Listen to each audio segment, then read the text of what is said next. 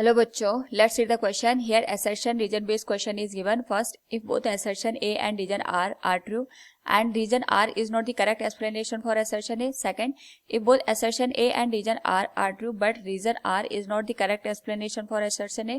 Third, if assertion A is true but region R is false. And fourth, assertion A is false but region R is true.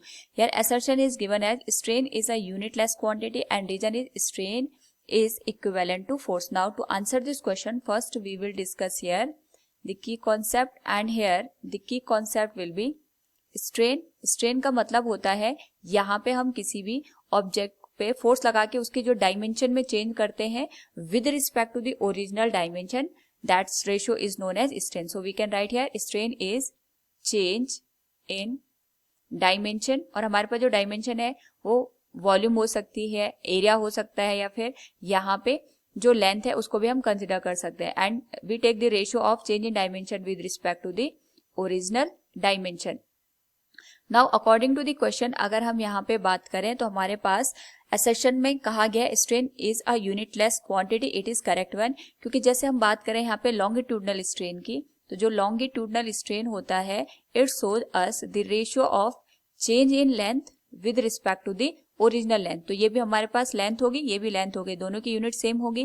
तो उस particular case में जो पूरी quantity बन जाएगी that will be unitless. So हमारे पास जो स्ट्रेन है it is unitless quantity, it is correct one.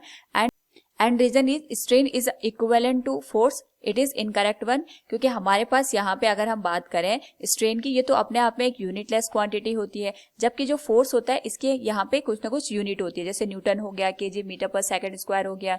तो यहाँ पे जो स्ट्रेन है उसको हम फोर्स के इक्विवेलेंट नहीं कंसिडर कर सकते. अगर हम इसको यहाँ पे हुक्स लॉ से भी देखते हैं तो जो हमारे पास स्ट्रेस निकल के आता है that is directly proportional to strain. तो यहाँ पे हमारे पास अगर हम बात करें स्ट्रेन की तो वो हमारे पास फोर्स के इक्विवेलेंट नहीं होगा, क्योंकि जो फोर्स होता है ये ऑब्जेक्ट के मोशन को चेंज करता है, उसके मोशन की डायरेक्शन को चेंज करता है या उसके शेप या साइज में चेंज करता है. लेकिन जो स्ट्रेन होता है ये बेसिकली हमें बताता है कि फोर्स लगा के हमने जो डायमेंशन है उसमें कितना चेंज किया है. दोनों ही डिफरेंट डिफरेंट क्वांटिटी को रिप्रेजेंट करते हैं. So we can say here from the given question assertion is true but reason is false. Option third will be the right answer. Hope all you understood it. Thank you and best of luck.